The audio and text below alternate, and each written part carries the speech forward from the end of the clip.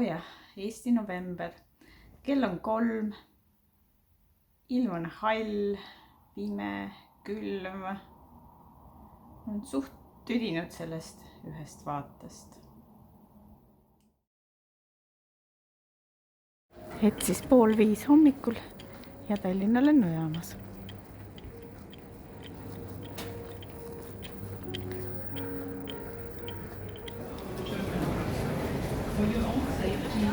Frankfurti lennujaamas.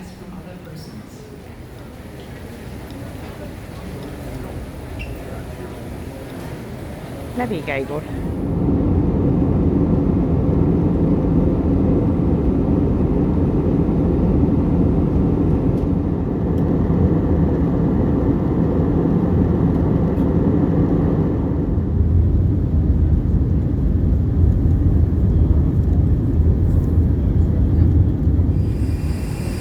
Lennukiga lendasin Frankfurtist edasi.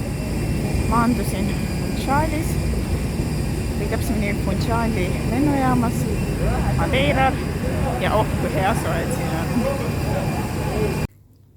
Okei, taksotõimu kohta CBA Suites Madeira. Siin on self-check-in, esialgu sattusin vist mingisugusesse foajeesse. Huvitav, kust ma siit oma siis korterisse saan. Ja näib, et lõpist tuli üles tulla ja sisse astuda. Ahah, no esimesed muljed siis või pildid väikesest apartmentist. Teisel kodusel peaks bassein olema ja kena. Panin pakid ära ja tulin poetvetile korraks Funchali linna. Tundub, et esiotsa läheb mul mõnda aega, et siia lihtsalt sisse elada. Vaade aknast, Mäenõlvad tuledes. Sellist pilti ma mäletan oma aastate tagusest lühireisist siia samale saarele.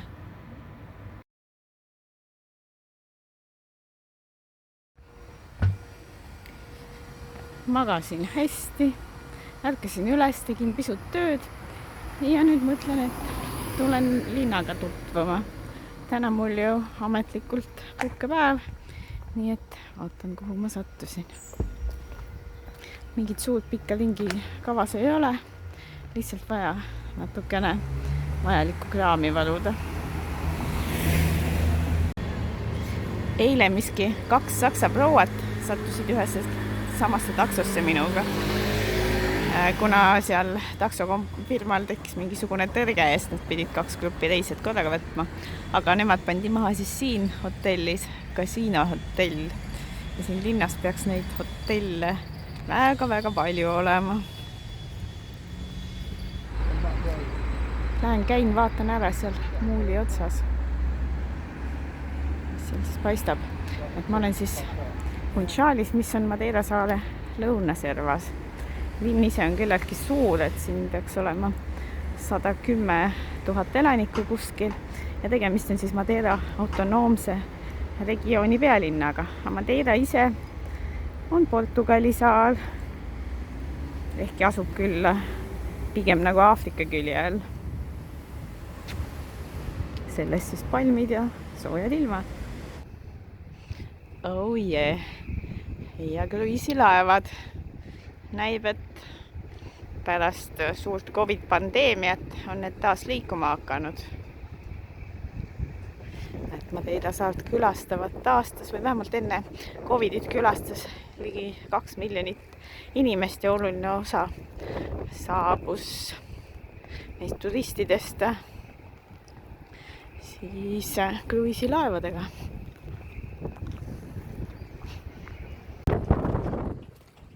Lõpeb tupikseinaga ja näib, et väga siin kuskile ronida ei lubata, et trepp läheb küll, aga ma juba nägin, et seal on aed ees. Minek keelatud. Aga tagasivaade, mis siit avaneb siis Funchalile, on selline. Et majakesed ronivad kohe päris kõrgele üles mäkke.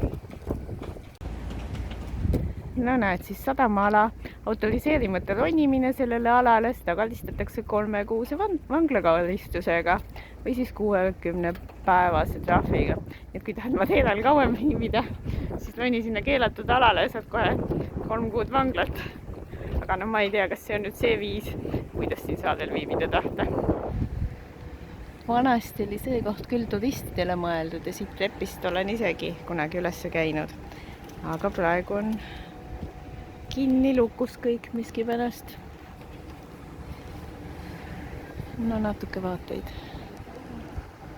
Seesama Kasiino hotell seal. Jalutuskäik piki promenaadi esmaspäeval kell 11 hilisel pärastlõunal. Ei ütleks, et siin vähe rahvast on, üsna palju teisi. Kuulda on saksa keelt ja soome keelt ja inglise keelt ja muidugi kohalikku keelt ja ilmselt pole veel paljusid asju kuulda ka näidki. Siit siis kruiisile siis eestpoolt. No see on ikka pedakas, see ikka sai rahvast tuua.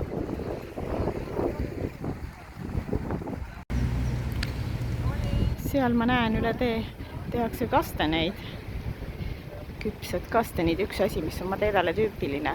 Ja valikus on 2 suurusega kotte, 2 euro eest saab 12 kastanit ja 5 euro eest saab 35 kastanit. Sealt keegi reklaamib mingit trippi.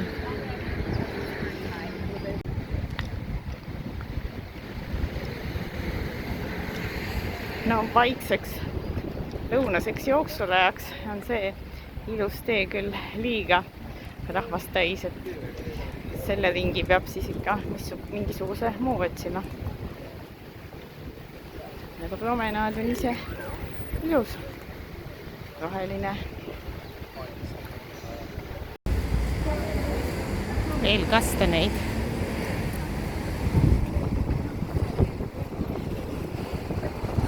Nojah, kui ma siin jalutin, siis ma mõtlen küll, et see on nagu rohkem puhkuse teis, et pidin tulema siia kodukontorit tegema. Aga vaalade vaatamine, delfiinide vaatamine, monteaeda, telefeerikud, mis iganes lõbustasi siin, kui palju ümberringi. Mega ilus, mega lahe.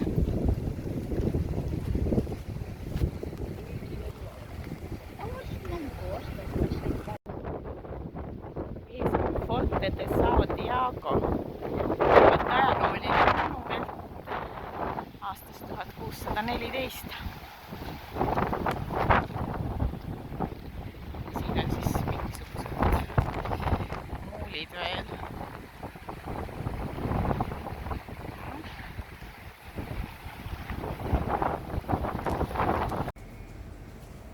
Kindluse hoovis vanad autod või vähemasti vanamoega autod ja infokirjad seal peal ütlevad, et need on mõeldud turistide sõidutamiseks.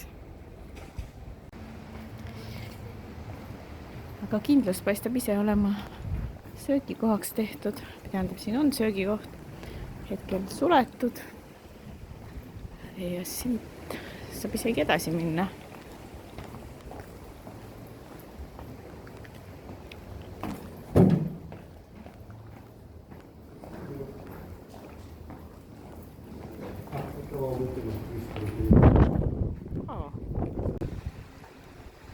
Väike vaade kindluse piiluaugust ja sealt me näeme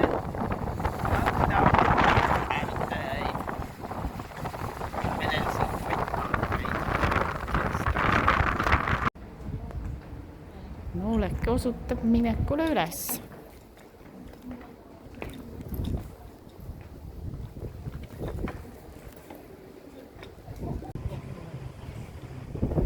Siuke auk tühi ja inimesed saavad sisse minna sinna. Kitsad tänavad.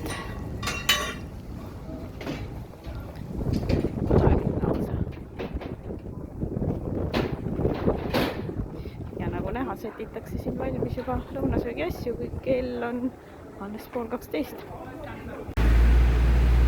okei, Ship 7. Siit ma nüüd ostan omale ühe klaviatuuri, et siis ikkagi töö tegemiseks.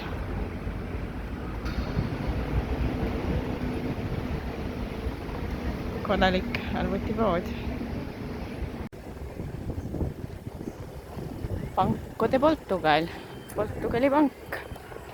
Ja sealpool näiks olevat miski jõuluturg. Aga mul on nüüd shopping tehtud, klaviatuur käes, veel täiendavat toidukraami ka varutud. Ja ma siin tagasi hotelli. Teele jääb kaunis lilleline pargike. Madeirat kutsutakse ka Lillesaareks. Nüüd mul on suur palavus ja teen basseinis ühe väikese tiiru. Vesi on küll suhteliselt külm, seda basseini ei kööta, aga ilm on soe. No tubli, 10 minutit tehtud sinu väikeses erabasseinikeses. Päike Funchali kohal hakkab taas loojuma.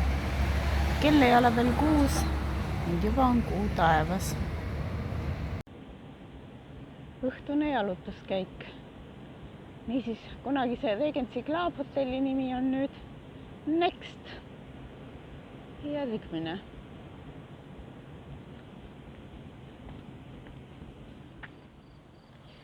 No vot, see bassein tuleb tuttav ette. Memories, memories.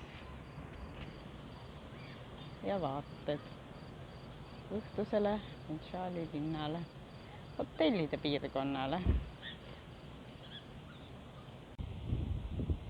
Õhtune kerge sörk pimedal rannaäärsel, hotellide äärsel teeribal. Olen hotellist pea 4 kilomeetrit eemal ja jõudnud mingisuguse lõpp-punktini või ringteeni, mis näitab, et siit on aeg tagasi pöörata.